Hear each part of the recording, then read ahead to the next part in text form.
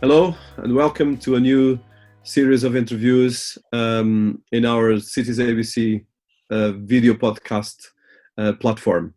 My name is Dinis Guarda and I'm here to talk and interview some of the leading experts and as well influencers in the world in different areas, as well leading scientists and other personalities that are coming up with new ways of looking at technology, looking at solutions for our society, for our cities, and as well finding a better way to look how we can actually be more creative and how we can actually solve the big problems that we're facing as humanity.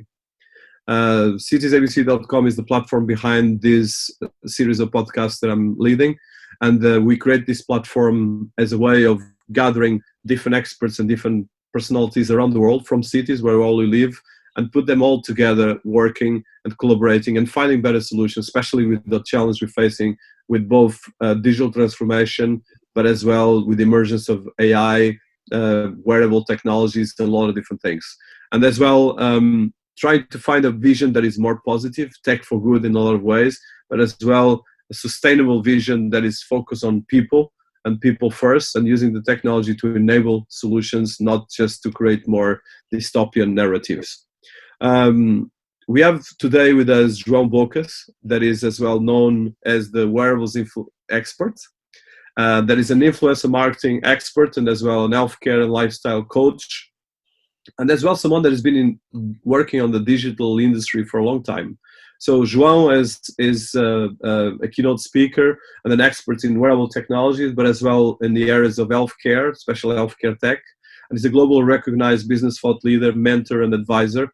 And his passion lies in sharing experience and as well connecting people. Is one of the things I love about João, his energy to connect people. So, and as well has been working with major brands and as well leveraging a lot of different areas, from healthcare to financial services, media, sporting, and further and public sector organizations. And as well, he has been working specifically in the area of sports industry and healthcare. So welcome to our podcast, João. It's a pleasure to have you here.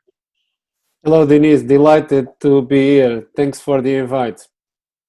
Okay, so João, so I'm particularly excited to talk as influencers, so we can actually talk about a lot of industry challenges and as well a lot of the problems. But I want to start with your basis.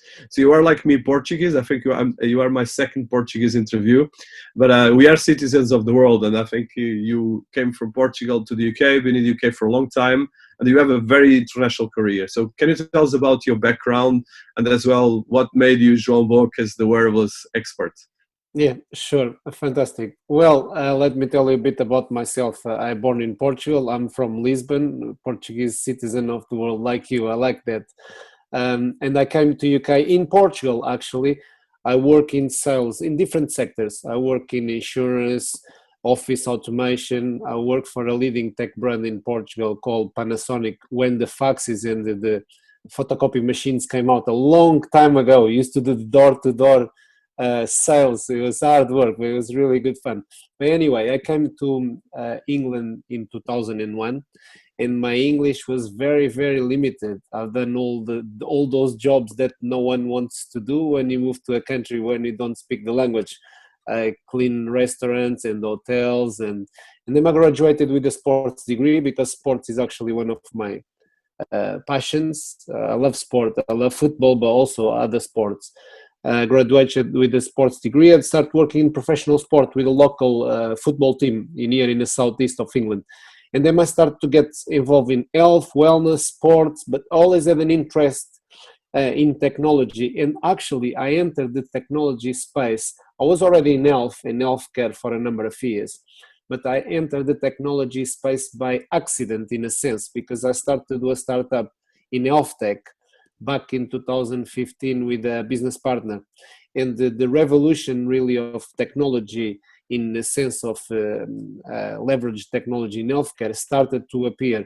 So in 2015, I became involved with technologies in health, and also the wearables came from them because we were testing lots of different wearable technologies to gather data to go into our health tech platform. So the Wearables Expert came from there.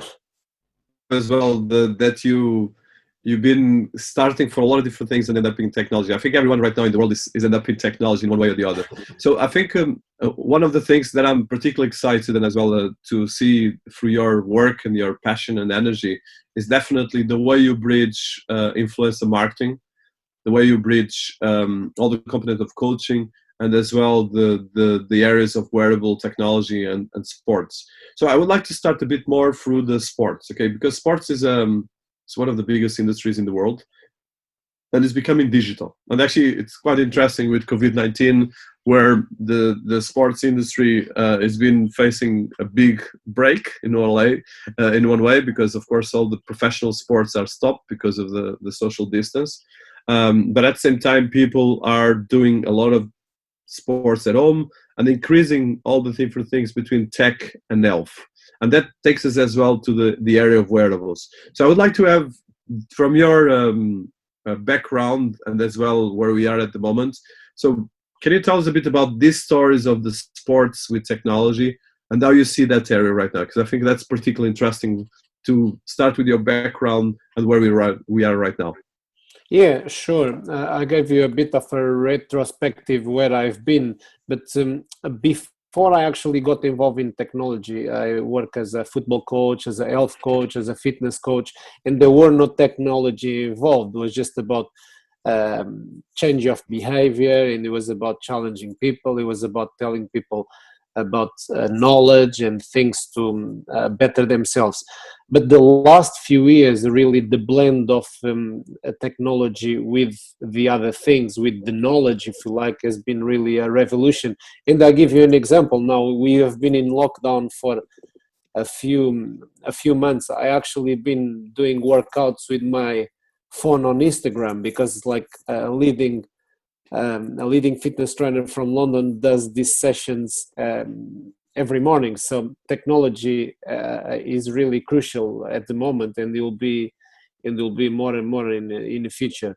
But I see also I can divide the sports technology in two areas, if you like. One is more the lifestyle, let's say the average type of person that wants to lose weight or improve their lifestyle or eat better or have more energy or deal with stress or weight management issues, whatever that is, that there are a particular reason to engage with technology. And then I see now the professional sports, and the professional sports has become is a big industry, but now is a sports tech industry that are using technology to monitor sports performance, which it was done in the past, but not as accurately that the way we see it now. And now we're seeing a lot of technology on sports plays. We see for example, in football, they use the vests with some wearables inside and sensors. They gather all the data.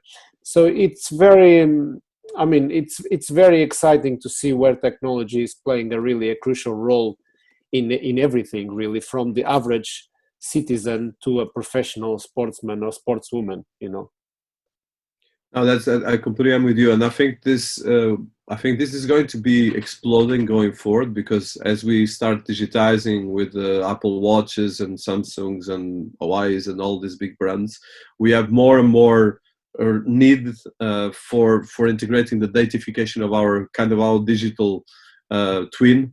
But as well, especially on sports, we're still in the beginning. So I would like to make a separation between, like you said, the people that do lifestyle coaching or lifestyle sports, let's put it that way, to improve their weight, to improve different things, and then the professional coaching. And I think, for instance, there's a massive industry right now especially in sports data.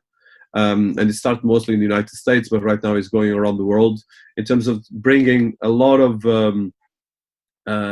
sense of datifying the sports, both the competition and all the business around the competition, but as well the performance.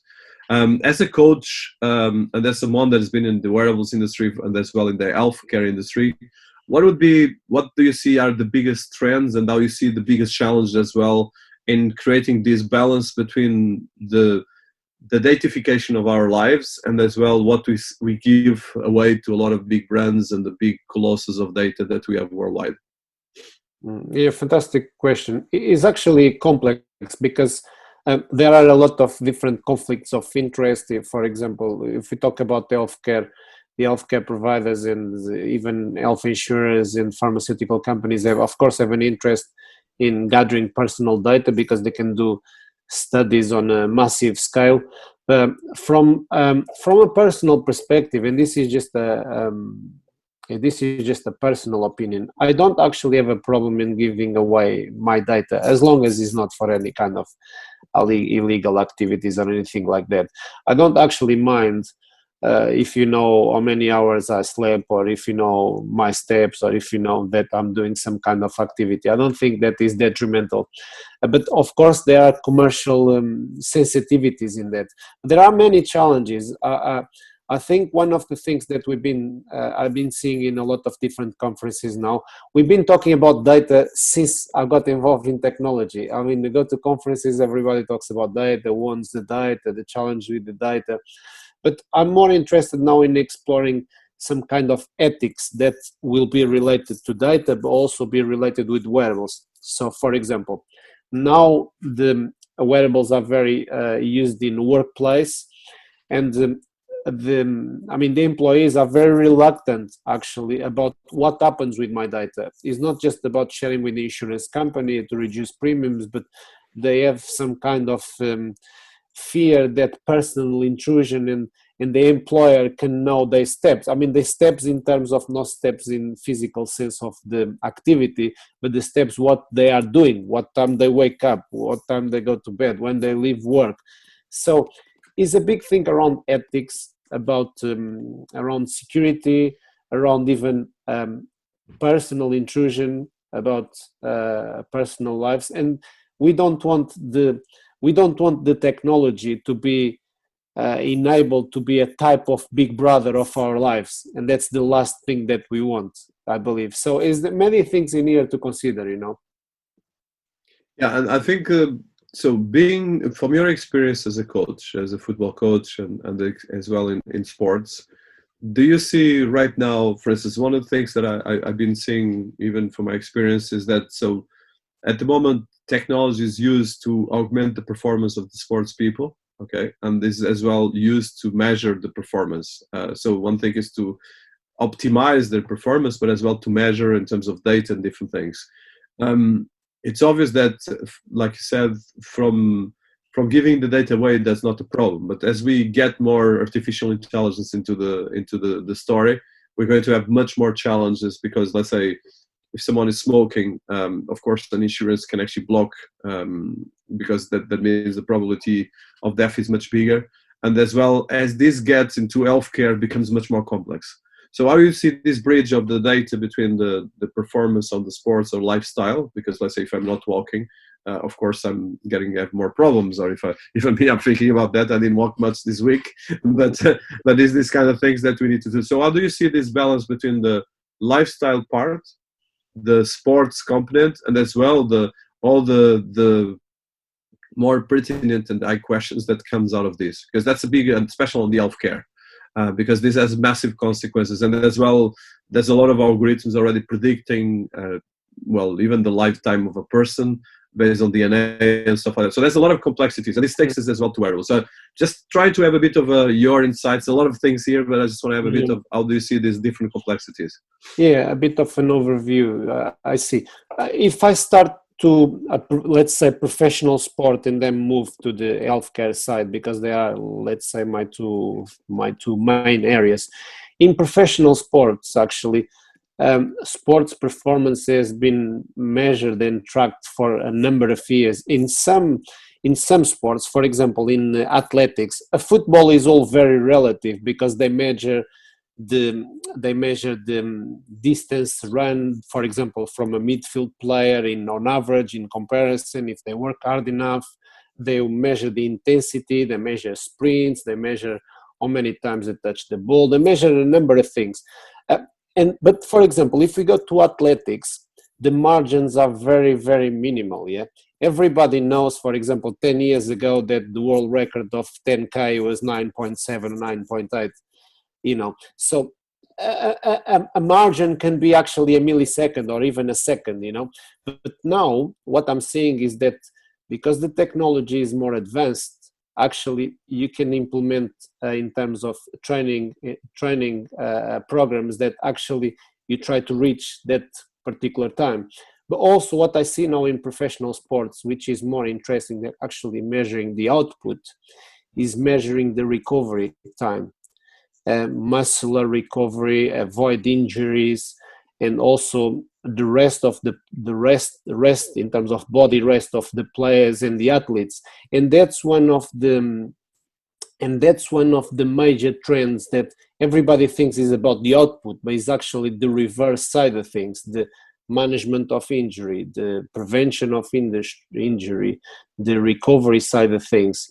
So technology is actually super beneficial there and utilized now in that way. There are many companies doing great things. I'm not going to mention names, but I follow a lot of the Nordic companies. And for example, the Finnish companies, they always had a very big pedigree in wearables, and they actually started the wearables industry a good few years ago. They have amazing reputation in working in professional sport in other industries. Moving to healthcare, when I entered the corporate wellness side of things, I don't know if you remember this, but maybe 10, 15 years ago, it used to be the pedometers. Very simple. They just give you the steps in a digital manner. So 7 or 8,000 or 9,000 steps. Things have progressed.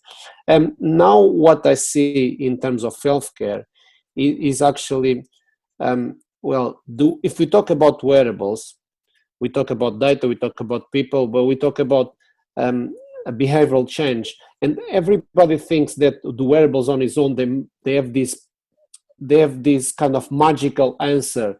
But actually, the wearables are just a vehicle to enable the person to make changes and gather some kind of intelligence. Because the miracle always lies with the human being and your own motivation to use the wearable, and also to have some intrinsic motivation that enables you to connect with the wearable, not in the sense of the data, but in the sense of what is meaningful to you. And I'll give you an example. At the moment, I'm very interested in my sleep, because I'm not really interested if I do 10 or 20,000 steps. I do I cycle and I run, and I'm more interested in actually gathering my rest and my sleep. But what is relevant to you, Dinis, might not be relevant to me. For example, you might have a weight problem and you are more interested in gathering your weight activity, and also how much you eat and how much actually activity during the day. I'm more interested in sleeping data. So I think one of the things that wearables are actually is a big gap is to explain and educate people that is very important to have an intrinsic motivation and relevance, personalization, because all the wearables come with these things, data around steps, physical activity, sleep. But if you don't engage with something that is meaningful to you in the long run, the long-term engagement is not there. So it's very personal, but the wearables have these gaps of to be filled with education, with supporting people. I've seen many things that are actually missing, and they're not the solution for everything. They are actually a part of the puzzle, if you know what I mean. I'm completely with you. So I think then let's continue a bit on the healthcare and the healthcare tech. So healthcare tech is really right now a convergence and is becoming more and more relevant, but there's still a lot of challenges there. So from your experience between sports and healthcare, how do you see the healthcare sector that you see in that direction? Yeah, certainly. I see a lot of challenges with them. I mean, for example, one of the major issues is interoperability. I mean, the connectivity. For example, in UK, the healthcare system is very fragmented. You might have a certain technology in an hospital in Manchester, and in London, they have a different vendor, a different type of technology enablement. So that creates a lot of pressure, because the systems sometimes they don't communicate with each other because they're not compatible. But there are other issues. For example, if we talk about devices related issues, if we talk about medical devices and wearables, it is an issue about power, connectivity, but also in terms of batteries. Now we see the sensors and the medical devices having a much more computing power. The sensors are actually smaller, and they have more output in terms of energy consumption and everything. But one of the things that I see in wearables from a device point of view is people very, very easily break the behavior if battery runs out, if you forget your wearable, if you leave on the top of the fridge. So everything is very relative. And for example, then if you're talking about an insurance company that gets that data on a regular basis, what happens if you stop feeding that data? What happens if they start not getting your insights, and I mean, they're not going to give you the reward that you were expected? So in terms of healthcare, there are many things in here to consider, but the health systems, I think, for example, the coronavirus, the COVID-19, has done a bit of a favor to the healthcare industry, to be fair, because it really highlights the need for adoption and to have some kind of standards in place for the digital health, in this I'll call digital health, but for the health tech industry to kind of catch up with the technology developments.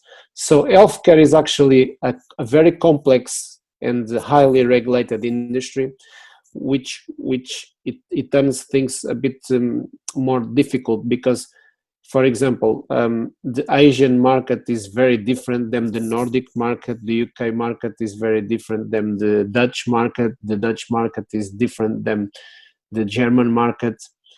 So that's in terms of global standardization is very difficult. Even only now, the World Health Organization put in place some guidelines for digital health only now after all these years. So it's a complex industry, and it's difficult sometimes to make the desired impact, Yeah, completely. So, and I think it's going to be, like you said, COVID-19 is accelerating all of this, but we even just 2 years ago, we had the biggest hospitals in the UK being all acts. So we have a lot of work to be done on that level. So I think shifting right now in terms of your work as an influencer marketing expert, and as well being very involved with a lot of brands from the work as in wearables, but as well in health tech. So how do you see influencer marketing, especially in these areas? Because from, like you said, influencer marketing is becoming increasingly important because all of us right now are brands, and all of us need much more support on the digital side. And the irony is that there's a lot of brands that have no digital profile at all, a lot of organizations, a lot of even massive institutions or personalities. So how do you see your work with influencer marketing, which is, I think you are right now, a professional influencer marketeer, and as well working in a lot of areas in coordination between the different areas of expertise? Yeah, well, it's an exciting time for influencer marketing because there is an industry in its own right.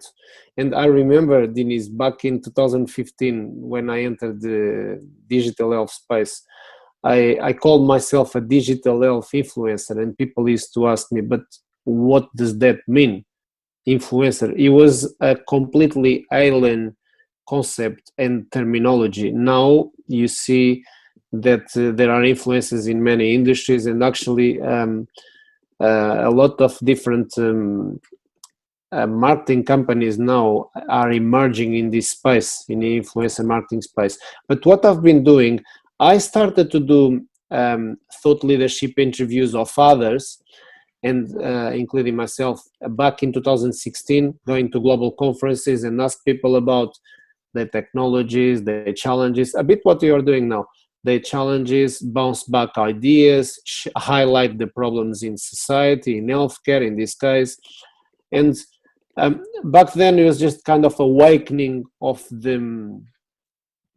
this concept. Now there is the norm. Now you see all the major brands are using influencers to amplify their content, to get attention to the new innovations, their products, to amplify sales. So they use that as a strategy. And what I've been doing lately is I've been doing a lot of influencer marketing in the healthcare space, but now I'm actually covering other emerging technologies, and I'm supporting other influencers to amplify their content, and I'm in a middle epicentric of this kind of a collaborative approach. I think you know that I have a very large following on Twitter and LinkedIn, but also I created a group where we share our content. So I think collaboration is fundamental. I'm not an expert in all areas, that's impossible. Technology is very big, but I'm doing a lot of great things in AI, cloud, wearables, of course, hybrid cloud in healthcare. I'm very interested in edge computing and also RPA, robotic process automation in healthcare, because they really promise to deliver a lot of efficiencies and costs reduction. So technologies that actually have a direct impact and really results really.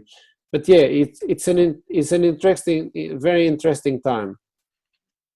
Yeah, and I think I would see that all the areas that you mentioned, especially healthcare, is probably the one that is going to be making us completely digital. But there's a lot of challenge still going on that. So from the healthcare, let's go to wearables, because wearables and healthcare are related, but there's a huge industry on the healthcare, on the healthcare is obvious how big is the industry, but the wearables are becoming really big as well. And there's a component of more fashionable lifestyle. And there's a component between bridge of health, wearables and health and all the areas of health tech. So could you tell us a bit from your research and as well from your experience working with wearables technology and as well wearable brands, what would be the highlights and where are we at this moment in terms of the wearables industry? Yeah, well, I would separate wearables in, let's say, the more traditional fitness trackers, and let's say the more lifestyle devices, to the medical devices. I would classify them in two bands: non-medical device, lifestyle, general fitness, or a medical device.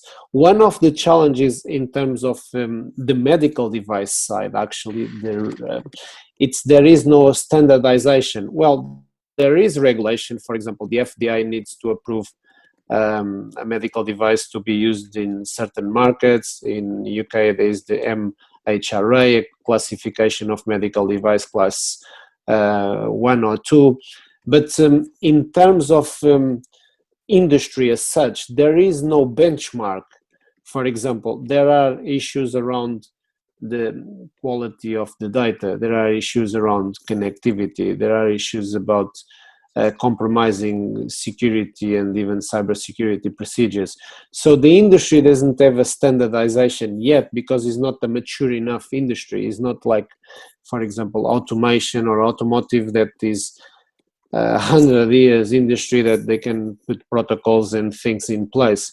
So there are major challenges. I think what we see today will be very different in 5 or 10 years time, because now we're seeing smartwatches, fitness bands. The fashion tech is very exciting, but also in terms of trends, what I'm seeing now, I'm seeing more sensors, I'm seeing more apps that do the same thing that the wearables promise to do around, for example, diabetes and even augmented reality. And also I'm seeing the wearables to become more efficient around, for example, clothing, because the sensors that are in a watch or that are in a hearable can go anywhere.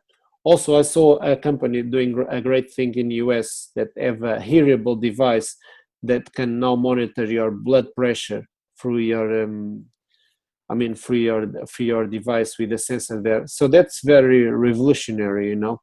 So things are evolving extremely fast, and that's a good thing in a way.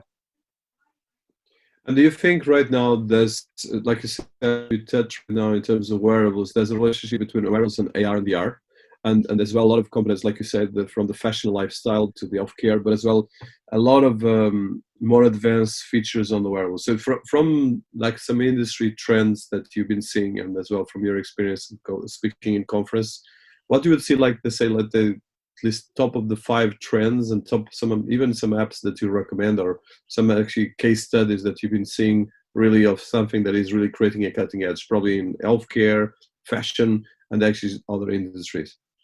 Yeah. So, for example, in the healthcare industry, we saw very recent contact lenses. There were smart lenses that could, for example, get a diabetic reading through tears, getting the glucose levels through I mean in the eye instead of pricking, and be an evasive reading, non-invasive reading that's extremely intelligent.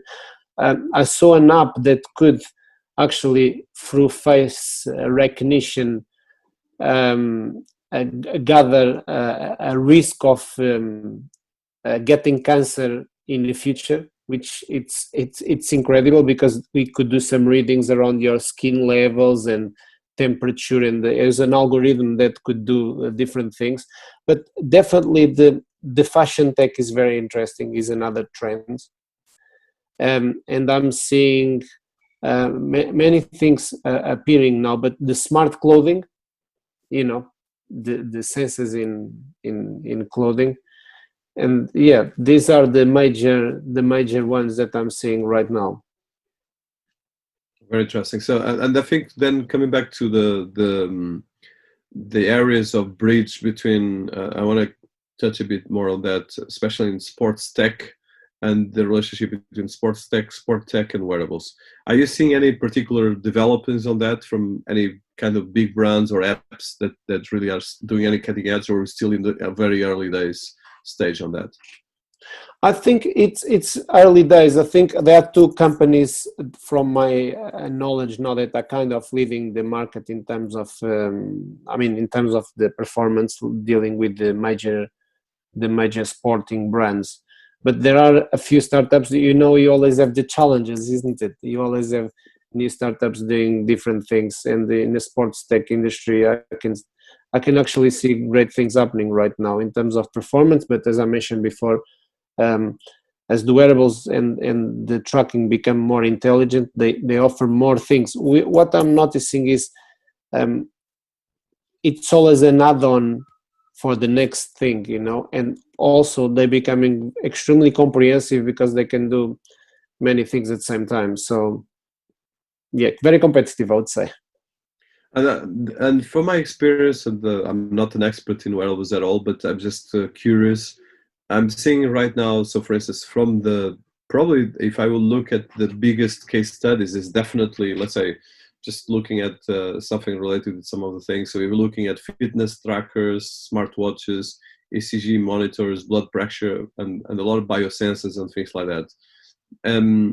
Are you seeing any of these things becoming completely mainstream, especially the fitness trackers? Besides, of course, let's say anyone that has a Samsung watch or an Apple watch or a Huawei watch or something like that is already having all of these sensors and all of these things. But are you seeing a bridge between what people effectively have on their phones and people understanding how this can actually interact with their lives?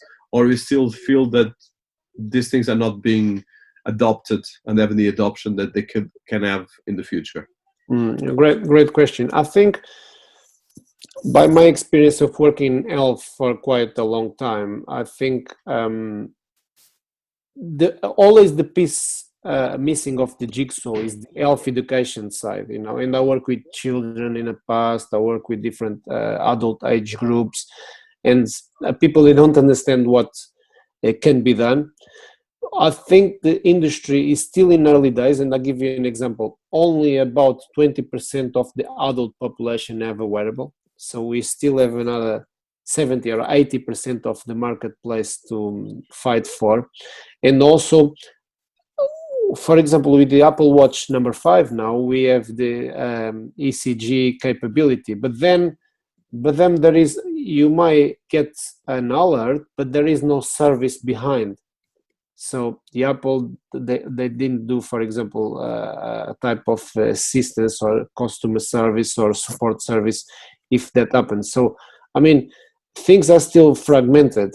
I know Apple is very big, and there are other players now catching up, but I think things are not unified yet, and also it's not truly mainstream. The accessibility is mainstream. We are using these things, but then it is not a unified purpose behind. So, for example, if I have a heart problem, I might have a device that actually gives me some intelligence about my heart failure, for example.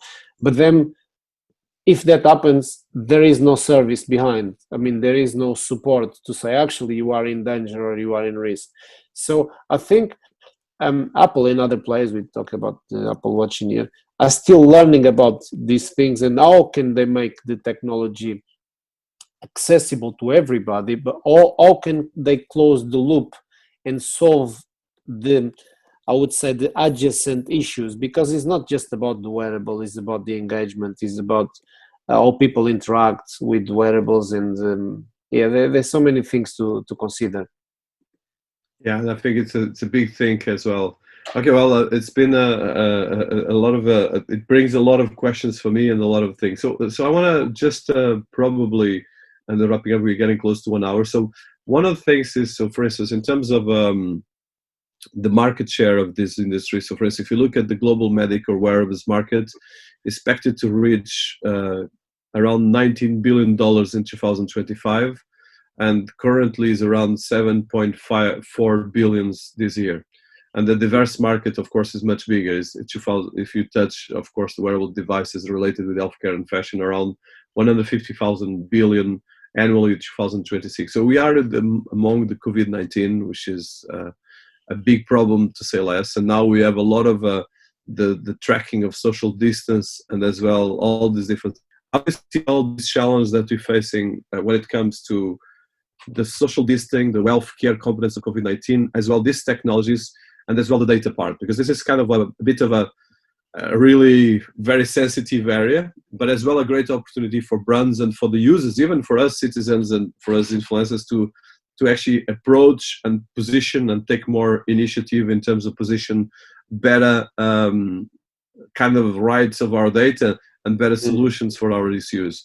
Are you seeing any good things coming out of this? I always like to finish in a more positive level, or not so much.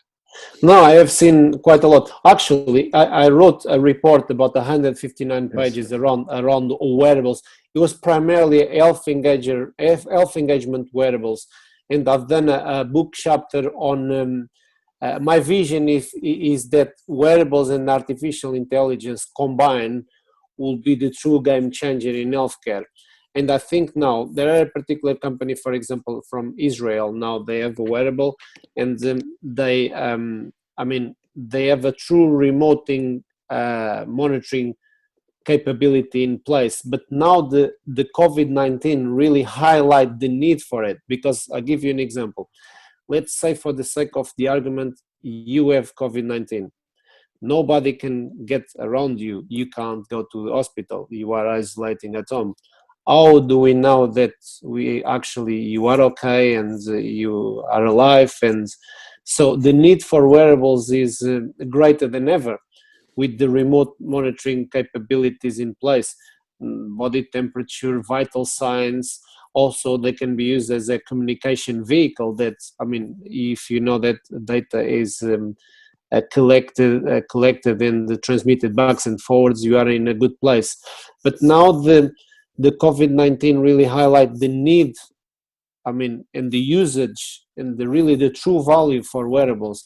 And I think the wearables really have a particular crucial role to impact the COVID-19 era, if you like, and the post COVID-19 era, because eventually these will be the norm, where in care homes people are monitored regularly by remote monitoring capabilities, with wearables and sensors.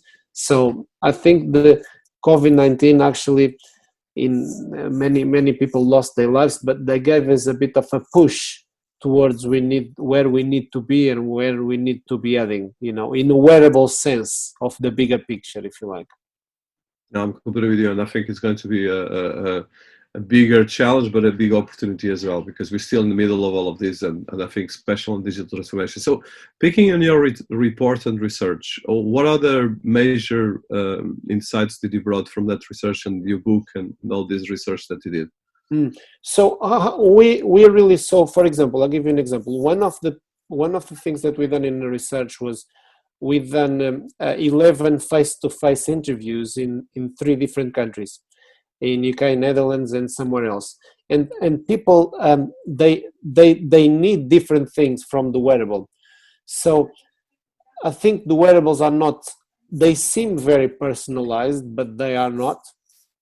Also, they see a lot of issues. Some people, they don't like the wearables because they are bulky or tend to be a bit big, and but also they also feel the lack of support behind the service, because it's not just about getting the wearable, it's about knowing how to use well. And I've been doing lots of talks, as you know, globally around wearables, and sometimes I go back to basics and I tell people, well, make sure you charge your well. It seems very basic. It's like putting petrol in a car. You drive your car, you make sure that you got petrol. But sometimes it's the simple stuff that actually make the difference. Make sure the battery is charged. Make sure, the wearables are ready to be used. But there are many things that they came out in research, such as the connectivity, the lack of support in the systems. Yeah, many things that we found out, really. Okay, very good. So as a wrap up and try to understand, so first of all, where people can find you. I know that you are all over social media, but just a bit of promotion to you and as well to your channels. And we're going to put that in the interview. And as well, what's coming up to you? What are the biggest things that you're planning right now in the next couple of months and as well? Yeah, great. Well, people know me as the Wearables Expert. They can easily find me. On Twitter, I am Wearables Expert. On LinkedIn, I'm very, very active. I'm also I'm building my brand on Instagram now, because I really see a big challenge, a big channel going forward. So people can always find me on I love LinkedIn, but I'm also doing other things. I'm taking part in as an influencer in a very large virtual event with a big technology brand next week. I'm part of that kind of promotion with is the HP Discover, and I'm promoting the registrations, and also some part of the content is an healthcare piece there, based a lot on cloud, 5G, artificial intelligence, edge computing, Wi-Fi 6, intelligence cloud, hybrid cloud, public cloud, lots of different things. I'm promoting that. I'm also involved in another virtual conference in London towards the end of next week, which are Women in Tech.